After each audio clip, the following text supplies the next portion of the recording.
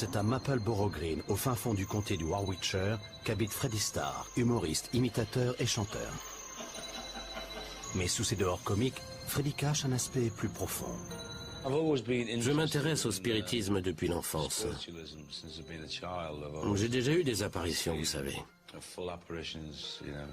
Si j'ai des doutes? Non. Il y a 2 ans, Freddie a emménagé dans cette maison des années 30. Il a vite eu l'impression de ne pas être seul. J'ai ressenti une présence, une entité, un être qui se nourrissait d'électricité, de vous, de moi. C'est quelque chose qui vous épuise. Donna, la femme de Freddie, ressent elle aussi une présence dans la maison. Ça devenait de plus en plus étrange. La télé s'allumait toute seule, elle pouvait s'éteindre, se mettre en pause, puis revenir sans rime ni raison. On entendait des bruits de pas à l'étage. Toutes sortes de bruits différents, des choses inexplicables. Mais il n'y a pas que les bruits. Pour Freddie, les esprits commencent à se manifester de façon plus concrète. Une amie de ma femme est passée et elle s'est dit « Tiens, Freddie est ici ». Sauf qu'à ce moment-là, je n'étais même pas à la maison, j'étais sorti. Elle m'a assuré « Je t'ai vraiment vu, Freddie, franchement ». J'ai répondu que je n'y étais pas. Alors elle a ajouté « J'ai levé les yeux et j'ai vu une silhouette avec un visage comme le tien à la fenêtre. Puis tu as reculé. » Si au début Donna et Freddie considèrent que cette présence est anodine, au fil du temps elle leur semble de plus en plus malveillante. Un jour, j'étais dans la cuisine, en train de préparer des légumes, et j'ai senti qu'on me poussait. Comme si quelqu'un m'avait tapé dans le dos du plat de la main. Freddie a-t-il la moindre idée de ce qui peut bien lui empoisonner la vie comme ça? Comme je suis moi-même un peu médium, je dirais que ce n'est pas quelqu'un de sympathique. Pas sympathique du tout.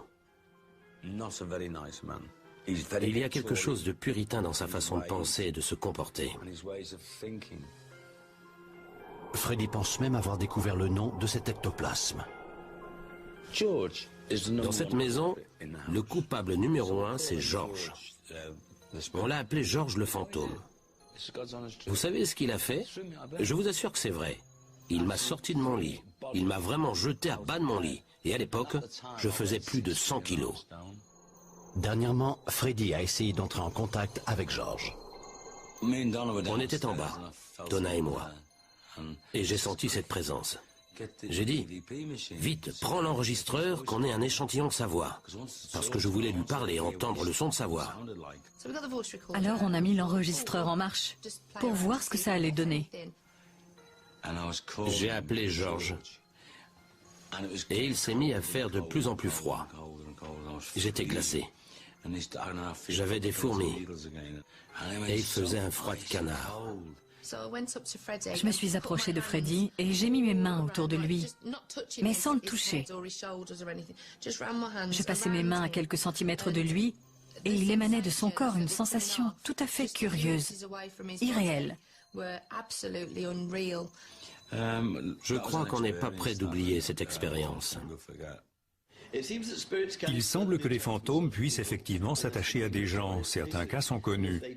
Quand ça se produit, et s'il ne s'agit pas d'une fixation passagère, il peut être assez difficile de s'en débarrasser. En désespoir de cause, Freddie et Donna font appel à Esprit Montre-toi pour en finir avec ce George si envahissant. L'équipe décide de procéder à une veillée de nuit dans la maison de Freddie pour voir si elle peut mettre au jour une activité quelconque. Freddie laisse la place aux membres du groupe qui s'installent. Stephen Griffiths, le spécialiste des enquêtes sur le paranormal, est le premier sur les lieux. Voilà bientôt 10 ans que Stephen enquête sur ces phénomènes. Il a examiné plus de 500 maisons hantées et en a désembouté au moins 50. Avant l'arrivée de Johnny Fury et de Ian Lohman, les 2 médiums, Stephen procède à quelques tests afin d'éviter toute confusion entre des phénomènes naturels et une activité supranaturelle. On effectue les tests de base afin d'identifier les phénomènes naturels dans une maison. La caméra que vous voyez ici fournit des indications quant au courant d'air et aux zones plus ou moins chaudes ou froides.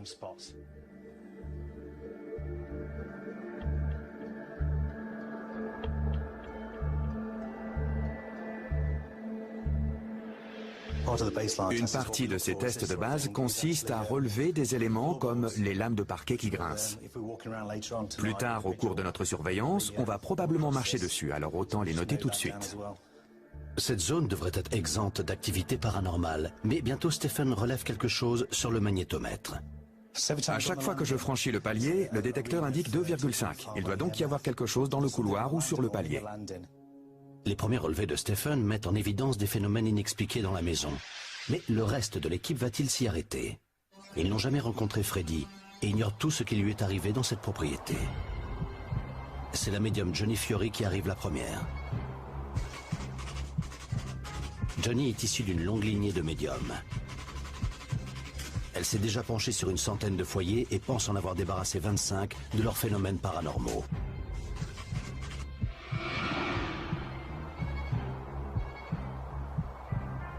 Avant d'entrer dans la maison, Johnny dit une prière.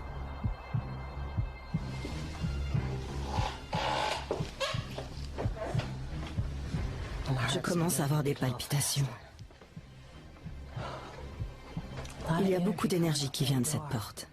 Peu après, Ian Loman, médium et chasseur de fantômes, rejoint Johnny dans la maison.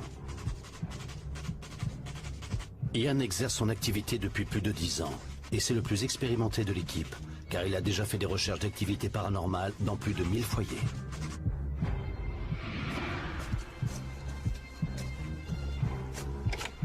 Ian commence par examiner l'autre côté de la maison de Freddy. Et lui aussi ressent une présence tandis qu'il se dirige vers la salle de séjour. J'ai la nausée dans cette partie de la pièce. C'est triste, perturbant.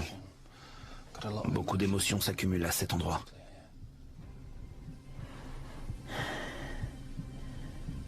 J'ai du mal à respirer dans cette pièce.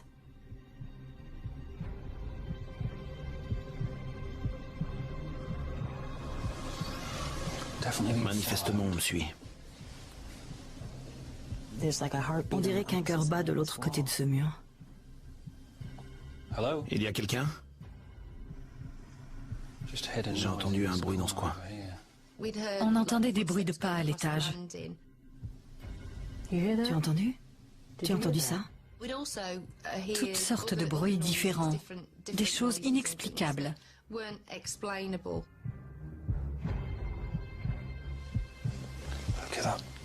Il y a de nouveau une petite quantité d'énergie qui vient de traverser là. Il faut que je monte. Il y a quelque chose là-haut. Quelque chose attire Ian vers la chambre de Freddy, l'endroit même où celui-ci a été jeté à bas de son lit.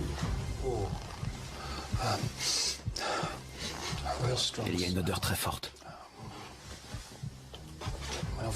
Bien sûr, la maison sent la cigarette, mais je sens quelque chose de bien plus fort que ça.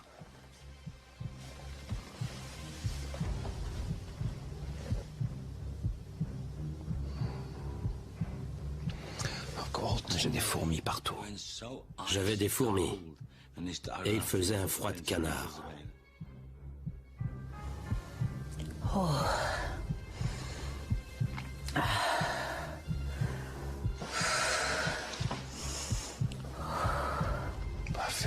J'ai l'impression d'être corpulent.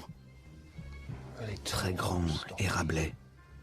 Ian ressentirait-il déjà la présence de George? Vraiment déplaisante cette pièce. Je dirais que ce n'est pas quelqu'un de sympathique. Pas sympathique du tout. Ça me perturbe. On est mal dans cette maison. L'humoriste Freddy Starr est convaincu qu'un esprit mal intentionné hante sa maison. Salut, George. Tu vas me parler ce soir? Je le sens. Je me gèle là. J'ai froid. Je sens. Bon sang, oui, je sens sa présence maintenant.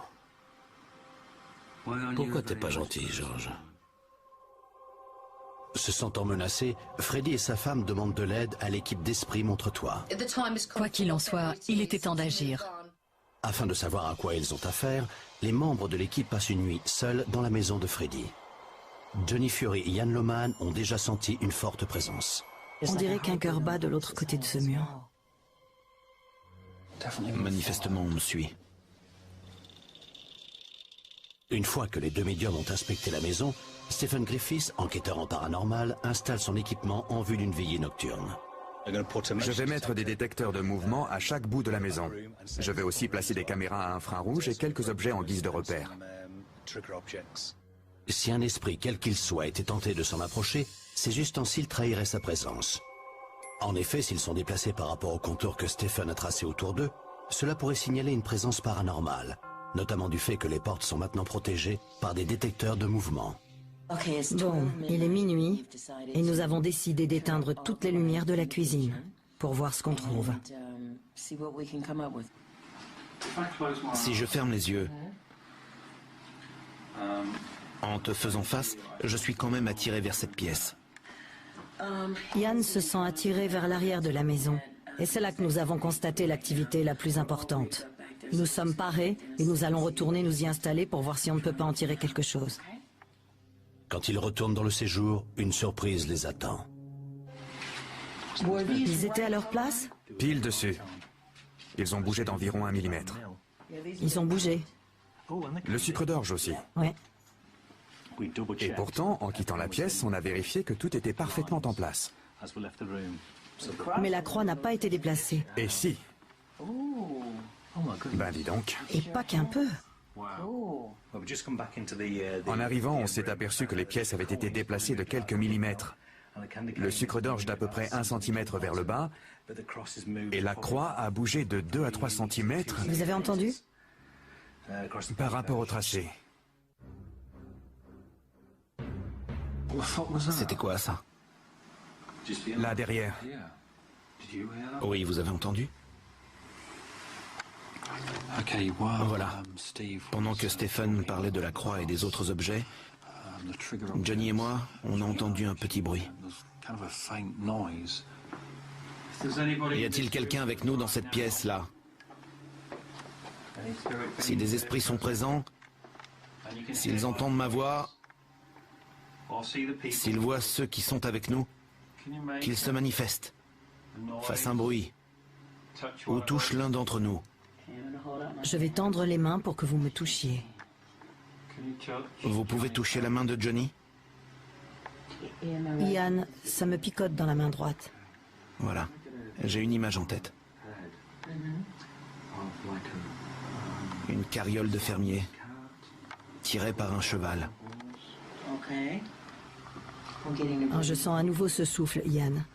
Il est passé sur mes jambes. Oui. Pas en haut des jambes. Ça m'a juste effleuré les genoux. Juste quand tu m'as dit ça, j'ai capté un bruit là-haut. Je ne sais pas vous, mais moi, j'ai envie de monter. C'est intéressant. On a perçu des bruits, des craquements, des mouvements sur le parquet et des courants d'air très froids provenant de toutes les pièces. Il est intéressant, cet endroit. Assieds-toi donc devant la glace et demande-leur de se manifester à travers moi pour voir ce que ça change. Qu'en dis-tu? On ne sait pas encore à quoi on a affaire. Bon, ça a essayé d'entrer en contact avec nous en déplaçant les objets. Oui, c'est vrai. T'as vu la glace? Oui, je la vois.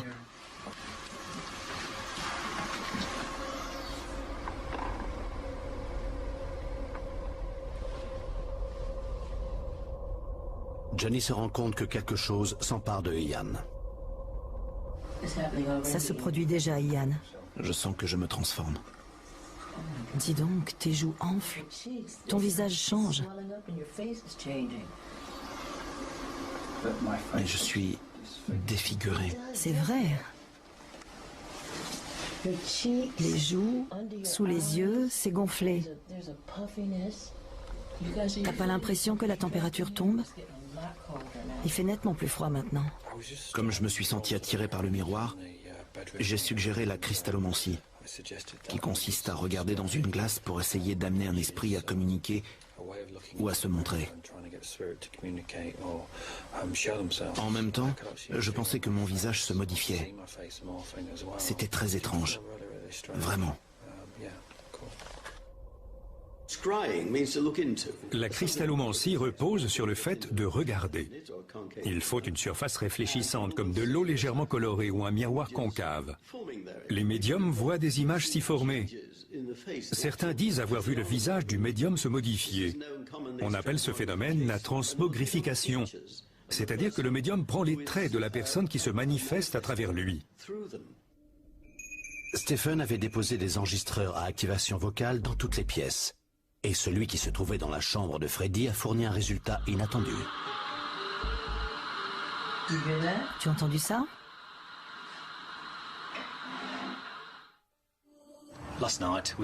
Hier soir, nous avons veillé toute la nuit.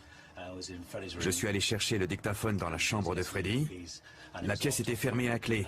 L'appareil était sur le lit. Et quand je l'ai écouté aujourd'hui, j'ai trouvé un enregistrement. Une voix de femme qui disait « Roger ».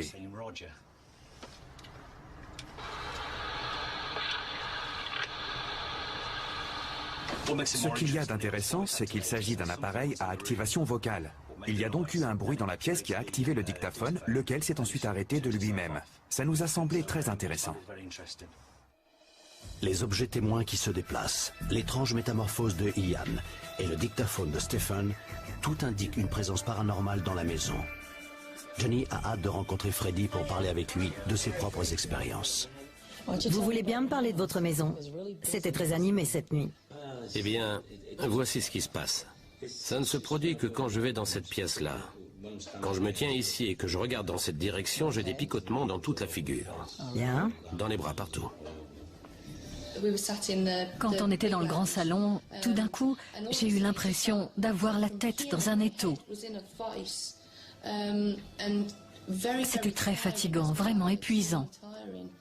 Ça s'est souvent reproduit. On est vraiment vannés tous les deux. Je ne veux pas trop en dire sur ce qui s'est produit cette nuit, pendant qu'on était ici, mais on était vraiment perturbés. Dès que je suis allé dans la pièce de derrière, pardonnez-moi de le dire, mais ça ne m'a pas plu. Il y avait quelque chose de menaçant dans cette pièce. J'avais du mal à respirer. Il flotte un sentiment d'effroi dans votre chambre. Comment vous sentez-vous avec ce qui se passe chez vous, Freddy? Mal. D'accord. Savez-vous quelque chose à propos de cette propriété et de ses environs? Non. Il se passait quelque chose dehors et je ne pouvais pas m'y faire.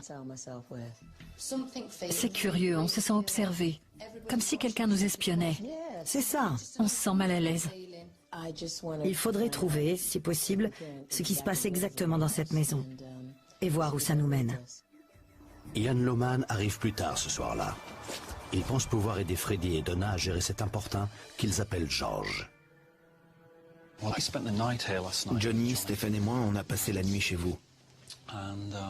Et en ce qui me concerne, j'ai trouvé des choses très intéressantes.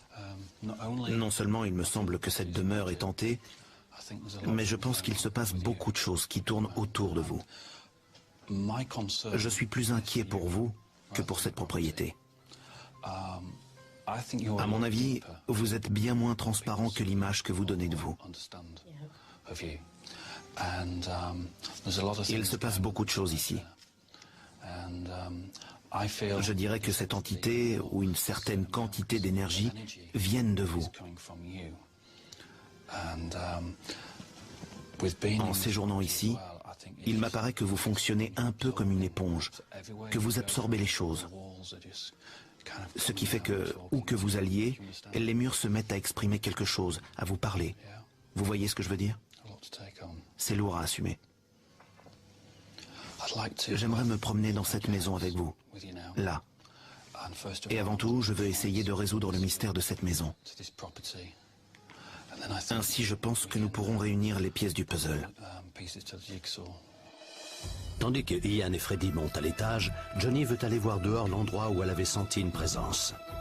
Stephen Griffiths est maintenant en train de visionner ce qu'ont enregistré les caméras qu'il avait installées dans toute la maison au début de l'opération. Freddy sent une présence presque immédiatement. Il n'est pas seulement ici. Il est là. Et il est quelque part par ici. Je sens qu'il attend que j'y aille. Allons-y. Oui. Allez-y.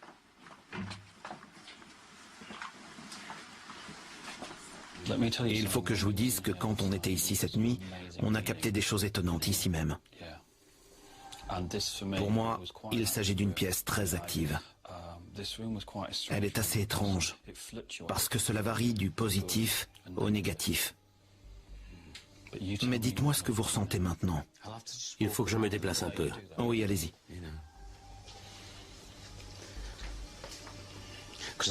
Parce que j'ai l'impression qu'il se cache. Et j'essaie de le trouver plutôt que ce soit lui qui me trouve. Oui. Je vais donc commencer par là et voir si je peux relever quelque chose. Parce que je sais immédiatement quand il est dans les parages. Bien. Quel genre de... Le voilà. Il est là. Un instant. Il est tout près de moi, là. J'ai le visage qui me démange. Bien. Il est tout près de moi. Bonjour. Bonjour. Respirez profondément, Freddy. Bonjour. Salut, toi.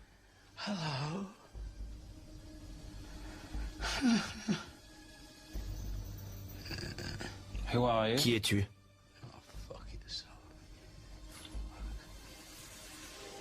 Je suis là pour t'aider.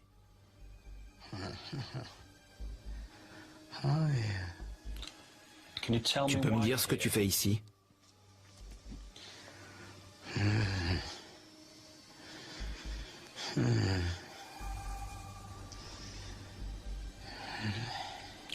Qu'est-ce que tu leur veux à Freddy et à sa famille?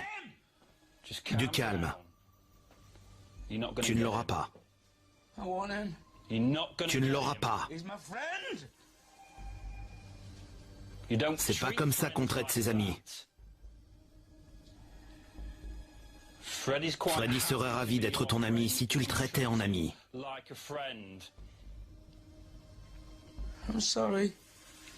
Tout va bien. Du calme. Laisse Freddy avancer. Et toi, recule. Ok, Freddy. Respirez profondément. Inspirez. C'est bien. Comme ça. Ok.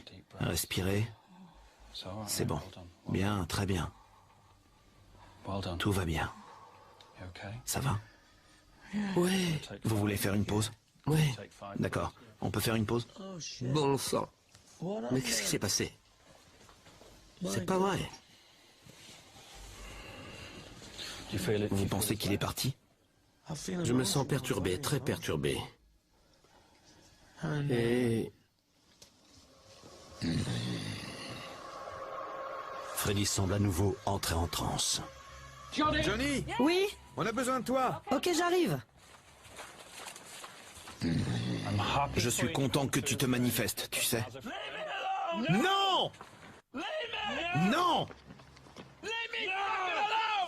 Que se passe-t-il? Il est entré en transe. Je l'ai ramené, puis il a replongé. Oh mon Dieu. Non!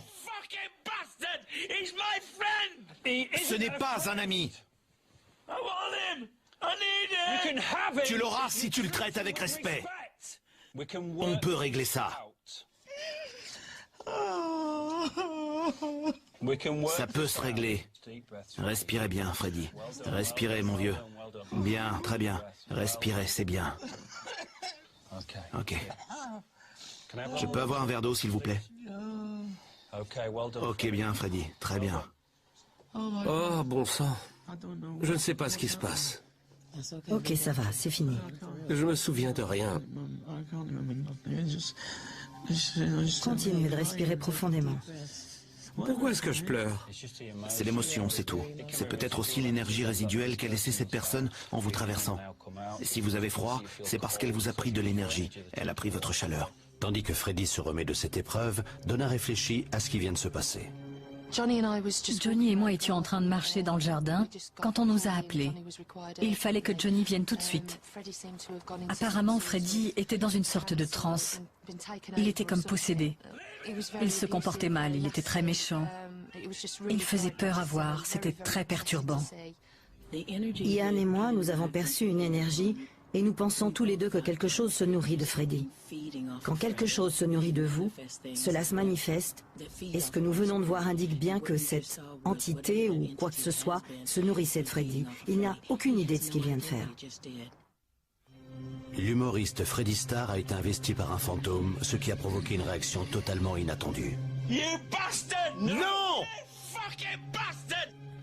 Le chasseur de fantômes, Ian Lohman, est convaincu qu'avec une seconde tentative, ils arriveraient à se débarrasser de cette présence qui hante Freddy. Mais Freddy est-il partant? Pendant ce temps, moi, je croyais que je dormais. Oui. J'ai cru que je m'étais seulement endormi. Ce qui se passe, c'est que cette chose vous investit. Elle entre en vous, prend le pouvoir de votre corps et veut s'exprimer à travers vous. C'est qu'elle était très agressive. Très agressive, oui. Je veux l'affronter, là. Je veux l'affronter, j'assume. Bien, Je veux l'affronter, ce salaud. très bien. Allons-y. Il faut qu'on en finisse là. Je veux l'affronter. Ok.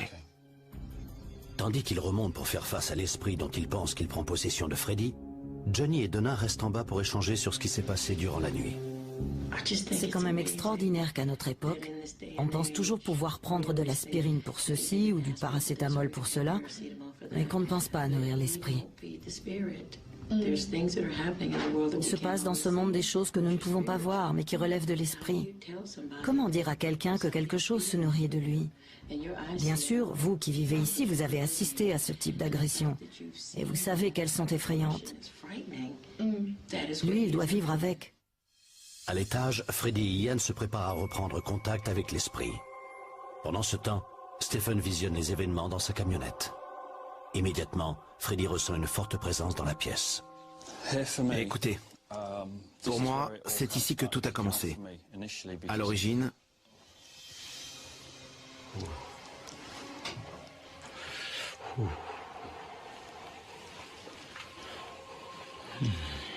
ok Freddy, s'il revient, vous n'avez qu'à vous asseoir sur le lit.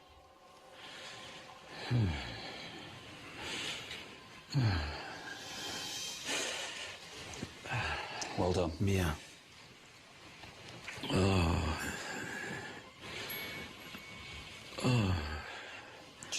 Vous n'avez qu'à dire ce que vous ressentez. Je souffre. Vous avez mal où? À la poitrine et au ventre. Bon, d'accord. Le salaud. C'est un salaud. Il s'affaiblit. Il est de plus en plus faible. Si vous commencez à ressentir sa souffrance, c'est bon signe.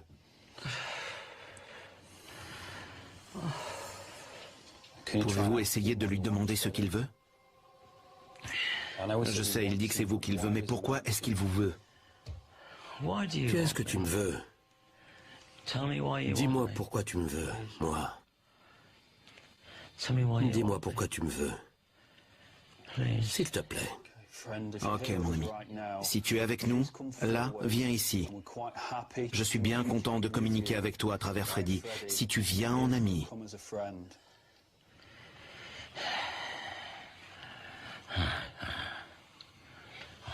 Ok, l'ami. Je suis content que tu sois avec moi et que cela passe par Freddy. Si tu recommences à nous manquer de respect, à Freddy ou à moi, je te demanderai de nouveau de t'en aller. Et ça ne se passera pas bien. Tu ne nous enlèveras pas, Freddy.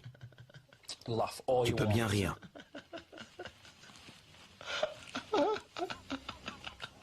Qu'est-ce qui te fait rire, mon ami?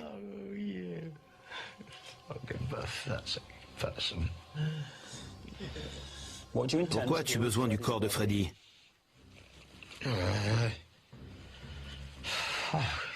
Que veux-tu en faire? Tu ne peux pas faire ce que tu veux. Tu ne peux pas l'affaiblir. Non, tu ne peux pas. Tu ne peux pas. Tu le fais peut-être depuis longtemps, mais maintenant c'est fini. Tu t'affaiblis, mon ami. Freddy est bien plus fort que toi. Freddy est plus fort que toi. Dis-moi ce que tu as fait quand tu étais sur Terre. Je veux que tu me dises ce que tu as fait. Bon, Freddy, je veux que vous vous concentriez et que vous écoutiez ma voix. C'est moi, Ian Lohman, qui suis avec vous en ce moment, Freddy. Nous sommes dans la chambre du haut. Écoutez bien ma voix, concentrez-vous, et demandez à cette personne de vous quitter et de s'en aller.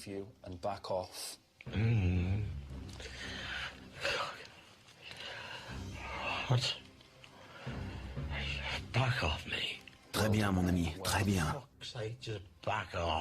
Très bien. Encore.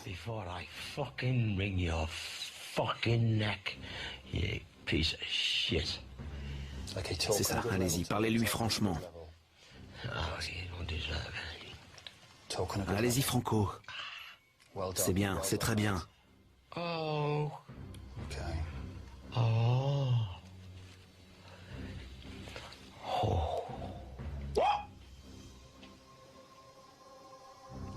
Vous êtes là, Freddy? Vous m'entendez, Freddy? Tout va bien. Respirez, Freddy, et n'oubliez pas où vous êtes. Battez-vous contre cette chose. Débarrassez-vous-en. C'est un petit garçon? Bien. Qui est ce petit garçon, Freddy? Bon. On peut aller chercher Johnny tant que le petit garçon est là? Bien. On va avoir besoin d'une présence féminine. Bon, continuez de me parler. Comment t'appelles-tu? Vous pouvez me répéter ce nom, Freddy? Bien. Et qu'est-ce que tu fais là? Tu peux venir ici, Johnny? On commence à y voir plus clair. Il y a ce monsieur et un petit garçon. D'accord. C'est le petit garçon qui parle à travers Freddy. Juste ciel. Oui, le petit garçon... Ok, Freddy, tenez bon. C'est bien, vous faites du bon boulot. Tu veux bien parler au petit garçon pour moi? Salut, toi.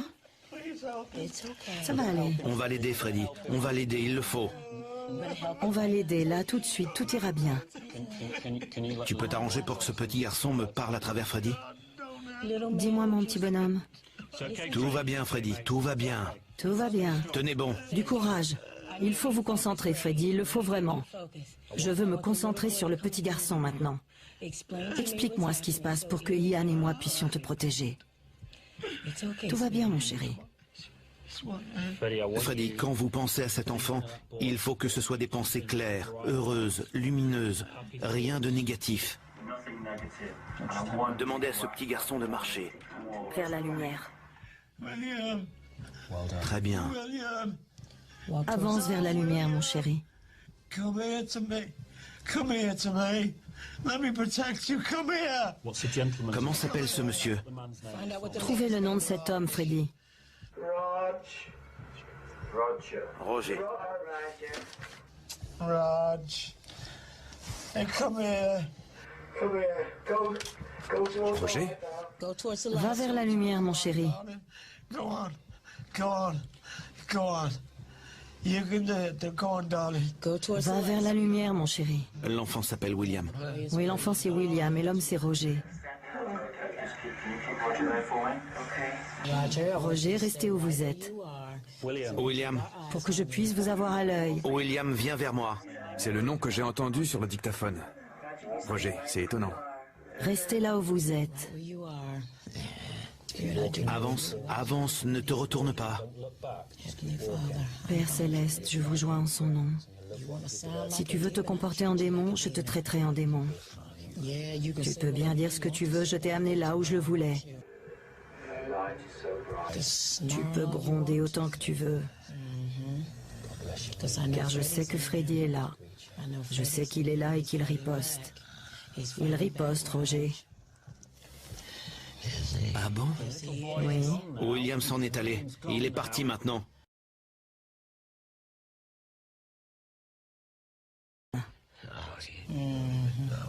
C'est tout ce que tu peux faire? Franchement, c'est tout? C'est tout ce que tu peux faire? Tu ne peux même pas lever la tête. Au nom du Père, du Fils et du Au nom du Saint-Esprit. Père, du Fils et du Saint-Esprit. Je te demande de quitter Freddy. Je te demande de reculer. Cette âme est indigne de cette terre. Cette âme bouge. Au nom du Père, du Fils et du Saint-Esprit. Et du Saint-Esprit. Je te demande de t'en aller et d'avancer vers la lumière. Afin que tes parents et tes amis puissent avancer. Dans la lumière. Continuez d'avancer.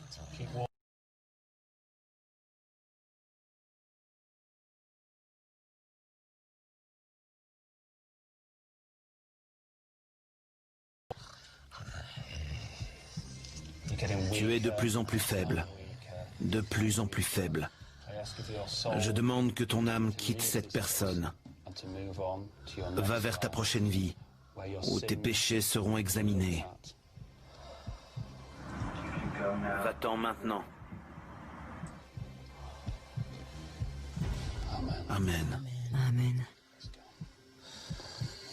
Freddy. Vous sentez mon bras? Tandis que Ian et Johnny soutiennent un Freddy visiblement secoué, Stephen a du mal à en croire ses yeux. Étonnant. Freddy avait prononcé ce nom auparavant, et il a également été enregistré sur le dictaphone qu'on avait mis en place. On a entendu le nom de Roger. C'est stupéfiant. Je suis sans voix. Vraiment sans voix. J'espère qu'il va bien. Stephen n'est pas le seul à être stupéfait. À vrai dire, c'était franchement déchirant de voir ce qu'il endurait. Pour le moment, je suis un peu choquée là. Tout ce que je veux, c'est retrouver Freddy. Le vrai Freddy. Il est là. Il va quand même falloir qu'il se remette. Je suis rudement content que vous nous ayez appelés. Je ne sais pas ce qui se serait passé si nous n'avions pas été là. Après les dernières vérifications dans la maison, Stephen lui aussi est satisfait. Nous avons fait le tour de la maison et tout semble plus calme maintenant. J'espère que George, ou Roger, s'en est allé. J'ai pris quelques mesures, tout va bien. Tous mes vœux l'accompagnent. Pensant que cet être a disparu, l'équipe s'en va, contente d'avoir pu répondre à certaines questions concernant l'activité paranormale dans cette maison. Mais est-ce bien tout? Dans la maison de Freddy Starr, l'équipe d'Esprit Montre-toi pense avoir exorcisé un esprit sinistre. À l'origine, Freddy pensait que la chose s'appelait George. Cependant, au cours de la nuit, plusieurs entités différentes semblent s'être manifestées à travers lui. C'est bien. Avance vers la lumière, mon chéri.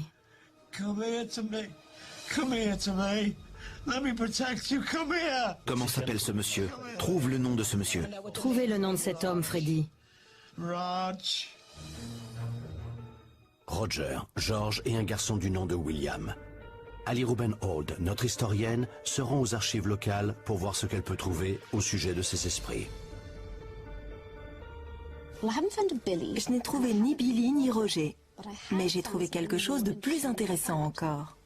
J'ai trouvé ceci. Une affaire de meurtre commis à Warwick le 11 août 1864. Un homme du nom de George Gardner est sur le banc des accusés. Âgé de 21 ans, cet ouvrier agricole travaillait à la ferme d'Out Hill, de même qu'une femme nommée Sarah Kirby. Cette ferme se situe au bout de la route où se dresse la maison de Freddy, à quelques centaines de mètres de celle-ci. Un soir, George Gardner est rentré totalement ivre. Pris d'une crise de fureur, il se saisit d'un fusil et le pointe sur Sarah Kirby qui était en train de faire la vaisselle. Il lui tire dans la nuque à bout portant. Je lis ici que c'est la gouvernante qui a trouvé le corps. Pour aller voir Monsieur Edge, elle traverse la cuisine où elle trouve Sarah Kirby allongée sur le sol, les pieds sous l'évier, vers la fenêtre, la tête dans la direction opposée.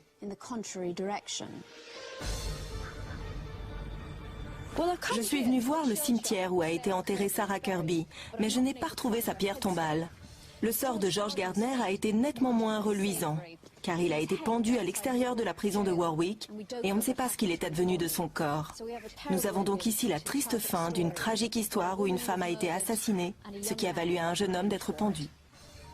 Se pourrait-il que ce meurtre commis au XIXe siècle soit à l'origine de la présence dont Freddy pense qu'elle le hantait? Rétrospectivement, comment le couple a-t-il vécu cette période où Freddy a été possédé puis exorcisé?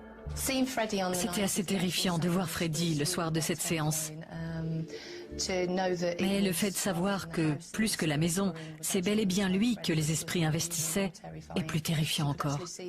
On pouvait voir sur son visage combien il était bouleversé. Et l'on se sentait impuissant parce qu'il était impossible de le rejoindre pour lui demander ce qui lui arrivait. Ce dont je me souviens le mieux, c'est de ce sentiment de froid qui m'a envahi. Quand Freddy est sorti de cette transe, c'était très perturbant de voir combien ce qui s'était passé l'avait choqué sur le plan émotionnel. Il tremblait de tout son corps, même s'il ne se souvient pas du tout de ces événements. Je ne me rappelle rien de ce qui s'est passé, ni en bas, ni à l'étage. Je ne me souviens de rien. Ensuite, pendant plusieurs jours, cet épisode m'a laissé l'impression d'une grande confusion. Depuis, je n'ai rien ressenti d'autre dans la maison.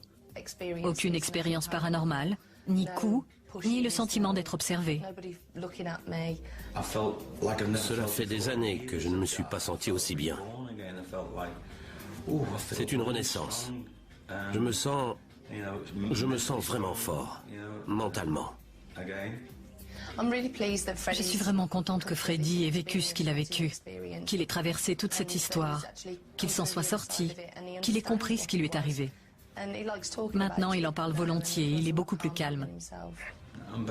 Je me sens mieux. Humainement, je me sens beaucoup mieux. Et je suis très reconnaissant à Ian et à Johnny de ce qu'ils ont fait pour moi.